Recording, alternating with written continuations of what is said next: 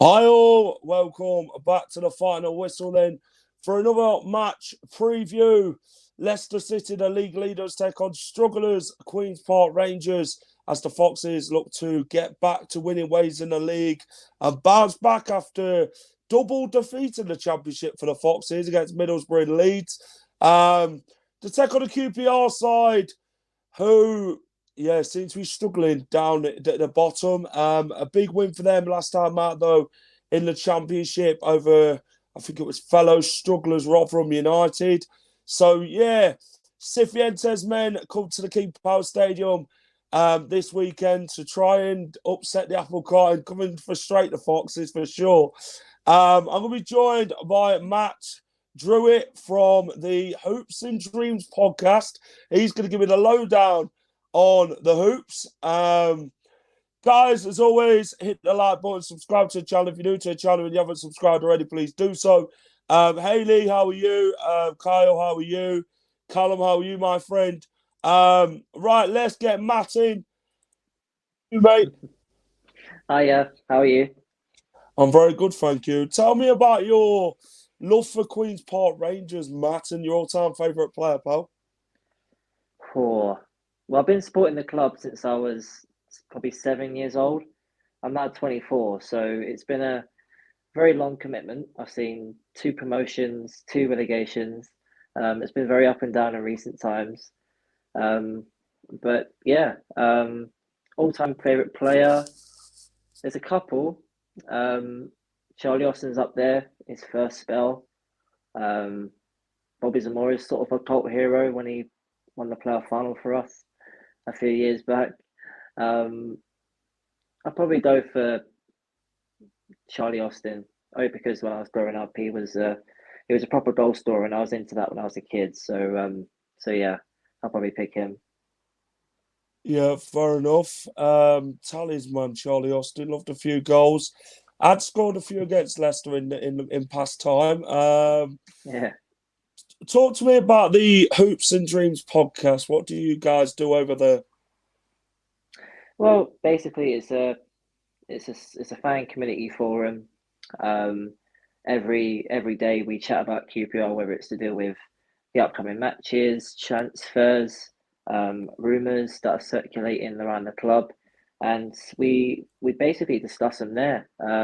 It could be about anything really, and it's been going on for quite a few years. I recently just joined a couple of years ago, and it's a lot of fun. It is a lot of fun. Fair enough. Go and check out the Hoops and Dreams podcast, guys, if you're watching. If you're a QPR fan watching this and you like a good QPR podcast, then Hoops and Dreams is a podcast for you guys for sure. Matt, let's get to know the opposition then. Cifuentes is the manager. QPR are 21st in the Championship. Struggling this season, aren't they, Queen's Park Rangers? I mean, how would you describe QPR's season as a whole, and how has Cifuentes changed things since the taking over the reins of Gareth Ainsworth? Well, it has been a struggle all season. Expectations were quite low under Gareth Ainsworth.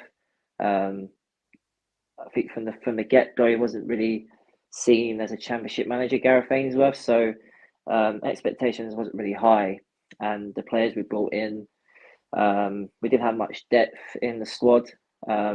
So yeah, we were expected to struggle, and probably his sacking wasn't too much of a surprise among the fan base. But with Marty Cifuentes, he was rumoured to be our manager about a couple of years ago. But this time around, we managed to get him in, and he's just made us more defensively solid. In sort of the last, I'd say about 10, 15 games, we're not getting thrashed. We're getting beaten by the odd goal now and then, and things are much better. When he came in, I think we were about 8 points adrift, and now, well, for the moment we're out of it. But it's so tight down there. But I think he's doing a really good job at the moment, with the short time he's had so far. Fair enough. Talk to me about your last game, Rotherham United at home, I believe it was. A win for the Hoops. That was a big game, wasn't it? A game where you really had to go and win that game with obviously the relegation battle that's going on. What's been your thoughts on the relegation battle, and what's been your real struggles this season? Is the QPR team itself? Definitely the start of the season was a lack of goals. Throughout the summer transfer window and even in the January transfer window, we was calling out for a striker. We managed to get one in, but it's hard to find a prolific goal scorer at this level. So many other teams are looking for one. So I think a lack of goals were a struggle to start with, but now under Cifuentes, we are creating a lot of chances, and averaging probably 2 goals a game now. So we are taking those chances at the moment, and if we keep doing that, then we could be okay. Relegation battle has been up and down. One moment you're out of it, then next minute you cut adrift by a few points. It could be a real stressful time, and the Rotherham game was a real stressful match. We normally come to situations where if we have to win a game to get out the relegation zone, we basically bottle it. We've done that on 2-3 occasions so far this season. We got 1-0 down after 10 minutes against Rotherham. We was all thinking, oh, here we go again. But luckily in the second half, the team managed to come back and get the most important 3 points of probably this season so far. What's your thoughts on the relegation battle? Do you see QPR staying up? There's obviously, if you look at 15 to 22nd, I think it's 5 points.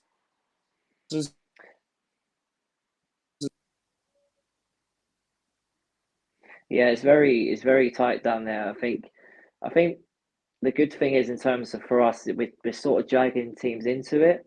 It's not just a target of 1 or 2 teams. We have 4 or 5 teams that are into it as well. I think goal difference will be absolutely massive when it comes to the end of the season. It's only like a point or two in it at the end of it. Goal difference is key. So from now until the end of the season, we can't afford to go gun ho against any team and try to be defensively solid as much as we can. Yeah, fair enough. Leicester City versus QPR, then the next one. Leicester first, QPR 21st. I mean, what's your initial thoughts ahead of this big one against Leicester? It's going to be incredibly difficult for QPR, that's for sure. This is a proper test for us. I know we've been in good form in recent weeks, but this is where we got points on the line as well. We need possibly a point. I think a point would be happy for us to get a Leicester just to keep us there. And yeah, it's going to be incredibly difficult. By Christmas, I thought Leicester were absolutely going to romp the league. I know you've had back-to-back defeats, but I don't see that as a good thing. I can just picture an angry Leicester side tomorrow, especially at home as well. The crowd are going to be up for it, expecting a back to winning ways. So we've got to be ready for that. And when it comes to 3:00, and it's going to be incredibly difficult. But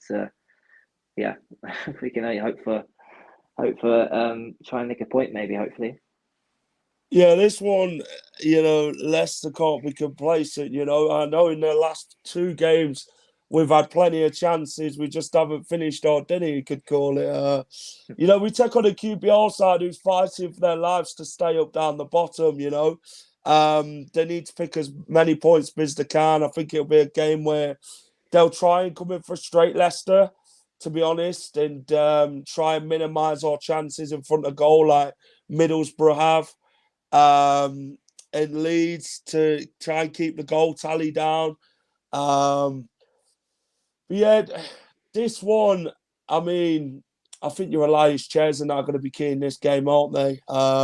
Your Willocks and your players who can be effective in the game. I know last time you had, was it Lyndon Dodge up front when we last visited to QPR last time? I don't feel he affected the game as much last time we played you. I think he became frustrated by the way Leicester set up. I think with Leicester, they've got to get at you. I think this game for Leicester is an important game because we have to go and bounce back. But QPR, I think, they'll see the game as if we get a point, then we'd be happy enough to take it away. I think they've obviously got bigger games, haven't they, with the likes of Sheffield Wednesday and that this season, QPR, where they can go out and pick points up. This one, I think will be quite a few goals in it, but Leicester's got to be creative in the game, take our chances when it matters, and use our quality. I mean, what's been your initial thoughts on Leicester, Matt, this season? I mean, I know you talked about Leicester romping the league at Christmas time, but what has been your initial thoughts of Leicester? I know a lot of people always seem to have thought that Leicester would just bully the league and would win as many games as they can. Obviously, we have won 25, but this sort of league is not an easy league, is it, Matt? Everyone's going to be competitive, whether you're at the bottom, top, middle. What's been your initial thoughts on Leicester? They have been very impressive.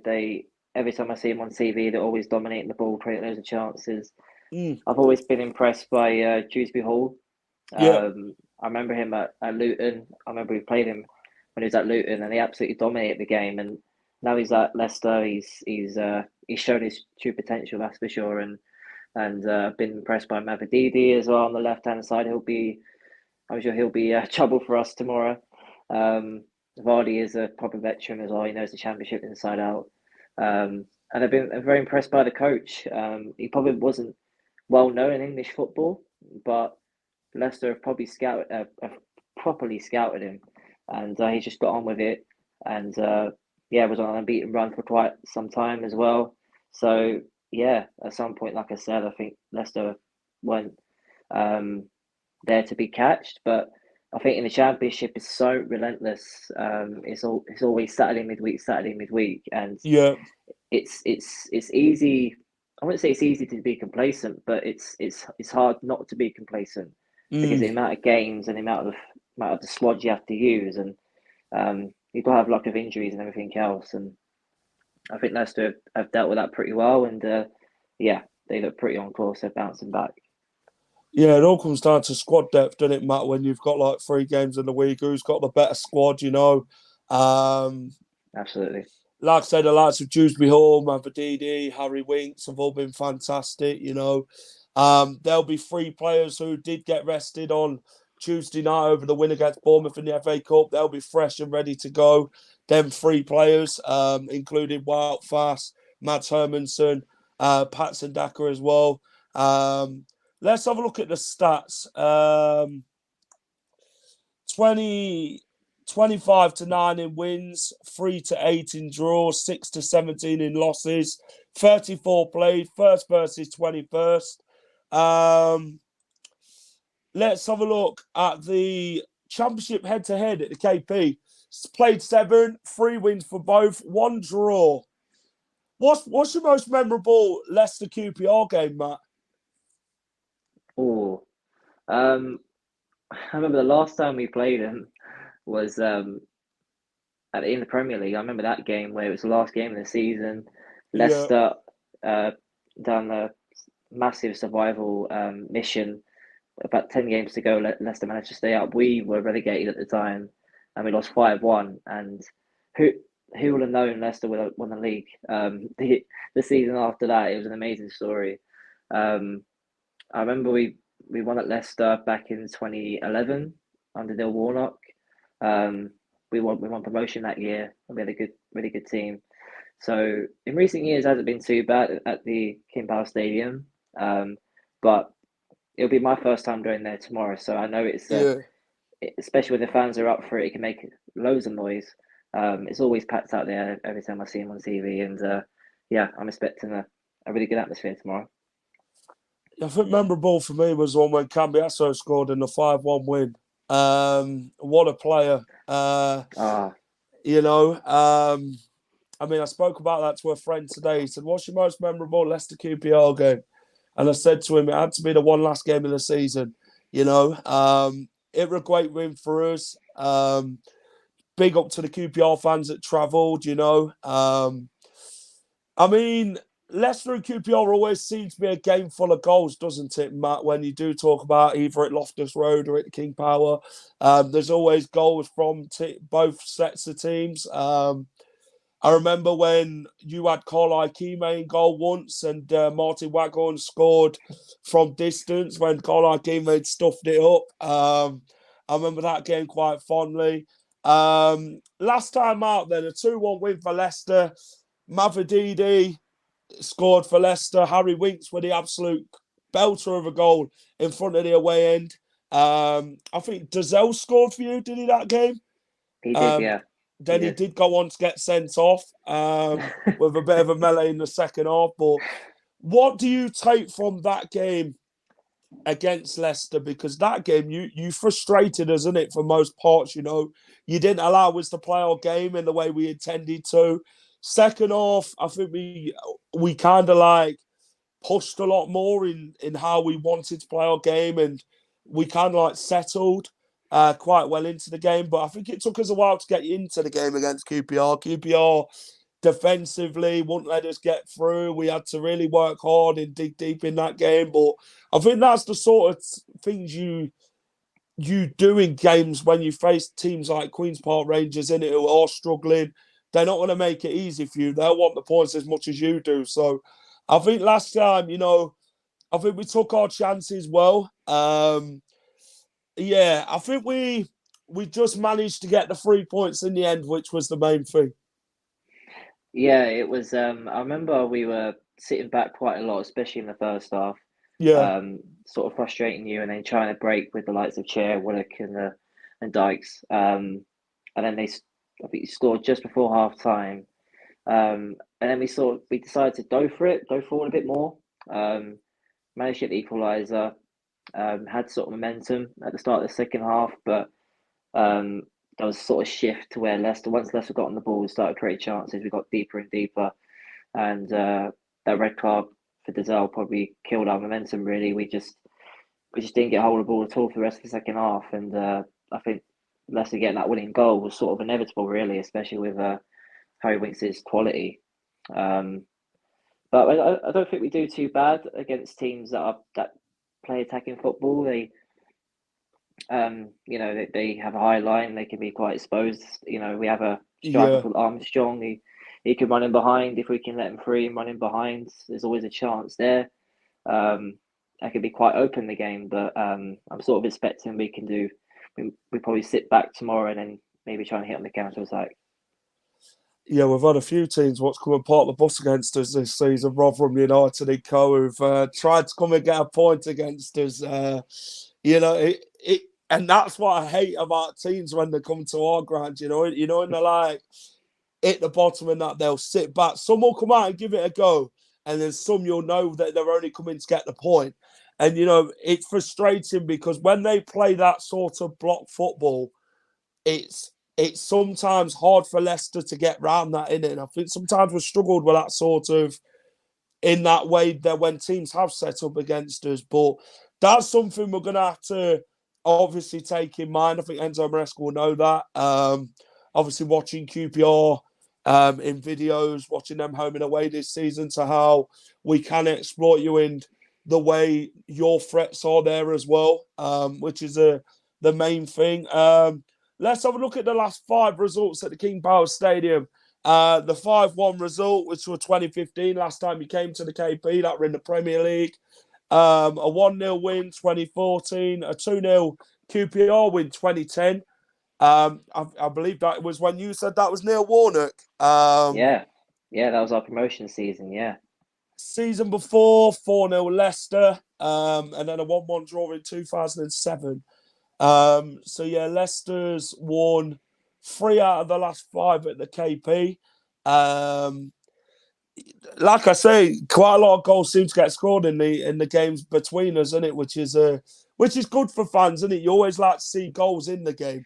And with Leicester this season, we seem to be creating a lot of chances, and we can score goals, but sometimes we get frustrated in ourselves that we're not putting the ball away enough than we should do. Which I think that's something that Cifuentes is going to take into the game, isn't he, Matt? With Leicester to try and minimise Leicester's chances of what they've been having so far this season. Yeah, 100%. I think there will be a sense of Leicester sort of going gung-ho because they need to respond after 2 straight defeats in the league, and there was a 12-point gap at the top. Now it's down to 6 with Leeds' recent form. So, let Leicester players have a look at that and think, you know what, let's not relax too much. The depths of the get even smaller if we don't get ourselves fixed up, and they'll look at this game as a prime opportunity. And like you said earlier, I think we've got 3 games of the week as well. We might make this less of a priority, maybe. Who have you got in your next 2, Matt, after Leicester? So on Wednesday we're at home to West Brom. Yeah. That'll be really, really tricky, and then we're at home to Middlesbrough on the following Saturday. So, but we'll definitely, in these last sort of 12 games, we'll sort of look at the home games and the away games, and we'll have to try and make our home form the priority. But the away form, let's try and get a point here and there, and try and get as many points as we can to try and stay up. Yeah, fair enough. You've got. This is what I was talking to my friend the other day, and he lives around the Yorkshire area, and he said, you look at the teams from 15th to 22nd, even 23rd. They've all still got to play each other in it, so it's pressure on all of them to get them points. And I think this is the same with Queen's Park Rangers. Things didn't start well at the start of the season. I don't believe you won a home game, did you, before you played Leicester? No, we didn't win a home game until November. Yeah. We beat Stoke 4-2, and that was the first home win. Yeah, so that was November it. We had to wait. Do you think home form's key then for Queen's Park Rangers staying up this season? Massive, absolutely massive. I think as old fans would know, QPR's quite a tight pitch, and when the ground is rocking, then that can put teams right under pressure, and we've got to try and make it a fortress. Even though this season hasn't been probably been one of the worst in terms of form wise, but we've got to try and make home the priority, and to try and make teams uncomfortable when they go there. And away it's a bit difficult, especially with games coming up as well. So, like I said, with away we've got to try and make a point here and there, but home has got to be. We try to be unbeaten at home for the rest of the season. I know it's hard, but that's got to be the aim, and hopefully that'll be enough to keep us up. Scott says you keep going in and out. I don't know. I can hear you loudly, and then you go quiet again, and then you're up again. I don't know what it is. It might be the connection. I'm not too sure. Maybe. Let's have a look at last time you visited Leicester in the Championship and at the KP. A 1-0 win for Leicester. Goal from David Nugent as we did go on and win the title. QPR were there at that point. I don't want them at in 2014. Yeah. They were there with the likes of Burnley, Leicester, competing for promotion. A lot's changed, hasn't it, since then between both clubs? Very much. At that time, we had a squad that was really expensive, on very high wages. At that time, we were well adrift of automatic promotion. We were going for the playoffs, and I think if we would have won there or got a point there, we would have confirmed the playoff place. Mm-hmm. But that's we're already champions at the time, if I remember, and we're well clear at the top, and Burnley were there as well, and it was a real dogfight. Towards the end of the season, we had our striker Austin injured at the time, so we didn't really recover from there. And but we managed to get promoted in the end for the playoffs. I remember our squad at the time was had like Joe Barton, Rocotto, Tranchar, all old season veterans from back then. All experienced players. Yeah, I remember Crancho when he played for was it Portsmouth? And yep, Suakoto, yeah, did he play for Spurs? yes, yeah. I think they all played under Harry Redknapp, didn't they? Them two. Harry Redknapp always seemed to have that connection with a player, whether it's Cranchaw or Crouch. He always seems to try and buy him for the club that where he's at. How many QPR fans we expecting, Matt? How many have you sold? So there'll be about just over 3,000 travelling today. 3,000. Fantastic. Yeah, it's yeah. I think the support has been unbelievable this season. We all knew as a fan base it would be a struggle, especially with FFP as well. We're still in trouble with that as Fair well. We enough. can't buy players and spend quite a few million. We have to try and get free transfers as much as we can and just sort of get a head above water. Let me just say that. And yeah, in every game we always try and see it as the next opportunity to get a point there, get a win there now and then. We know it's going to be inconsistent, but yeah, I think the game was just to stay up this season. Yeah, fair enough. Team selection, Matt. How do QPR line up? And firstly, is there any injuries for Queen's Park Rangers? I think we're okay in terms of injuries. There's one player called Coley who's a youngster. He's out pretty long term, but I think everyone else is fit. Yeah, there's been no new injuries. Yeah, we've managed to bring in some experienced pros in January, um, and they've come in and have made an impact as well. Um, and yeah, I think we're all pretty fit. In terms of selection, if we decide to sit back and hit the counter attack, we might go for Armstrong rather than either on the striker three or Dykes up front. And play the likes of Chair, Willock behind him, and sort of break from there. That would be sort of the game plan I can see. And maybe midfield might compact the midfield, the likes of Colback, Hayden, Southfield as well, just to try and give that defensive solidity in front of our back four. So yeah, that's what I'm expecting to see.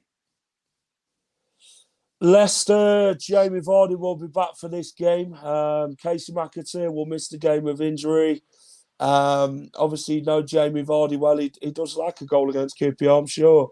I remember Jamie He Vardy's does. goal on the Boxing Day game at Loftus Road, the 1-0 win. I think that was the game Yes. Joey Barton got sent off, which is not a surprise at any stretch of the imagination, is it, Matt, with Joey Barton? But no, Hermanson will come back in from the cup game. He'll go and goal.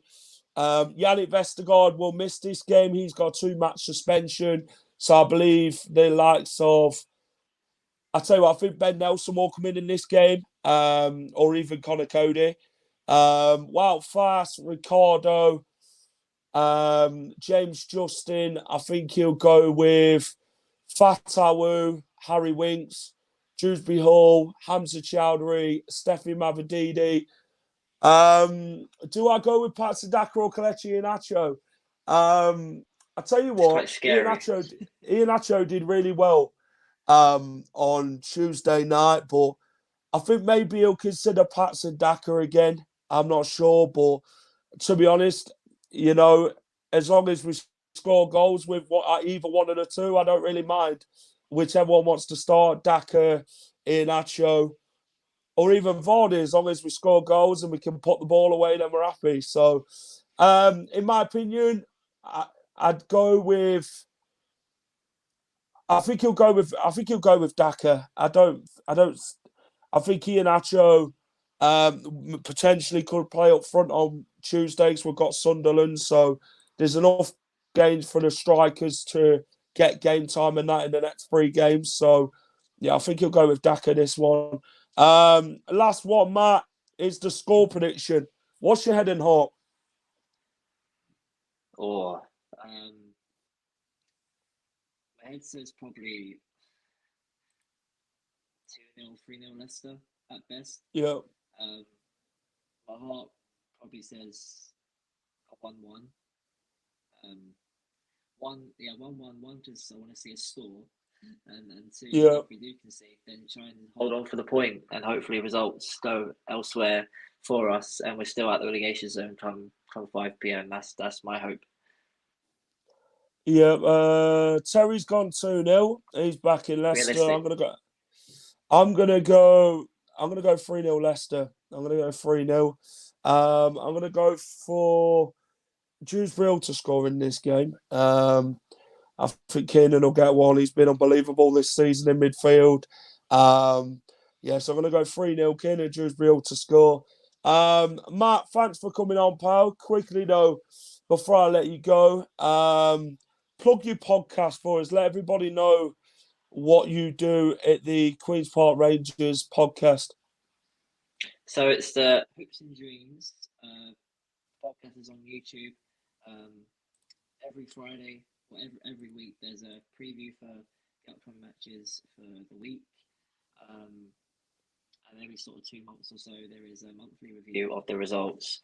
Also on Twitter as well, Hoops and Dreams, at Hoops and Dreams, so go follow. And it'll be all the stats and everything for the games ahead. And yeah, that's basically it. Appreciate it. Matt, thanks for coming on, pal, taking your time to come and chat with us this evening. All the best for Queen's Park Rangers for the rest of the season, pal, after.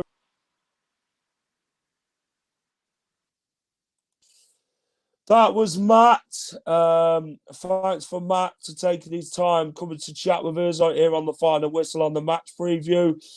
Guys, if you've enjoyed the stream, hit the like button, subscribe to the channel if you're new to the channel and you haven't subscribed already. Please do so. It helps out massively. Also, there will be a match day vlog as Leicester take on Queen's Park Rangers in the next game on Saturday. We'll have the championship predictions on Sunday. Monday, we will have the Sunderland match preview as Leicester head to the Stadium of Light on Tuesday. But yeah, thanks for watching. Take care, everybody. And I'll see you again in the next one. Keep it, the Final Whistle. Good night. Hi all, thank you for watching the Final Whistle. If you enjoy all our content, please remember to smash a like, share and subscribe to the channel.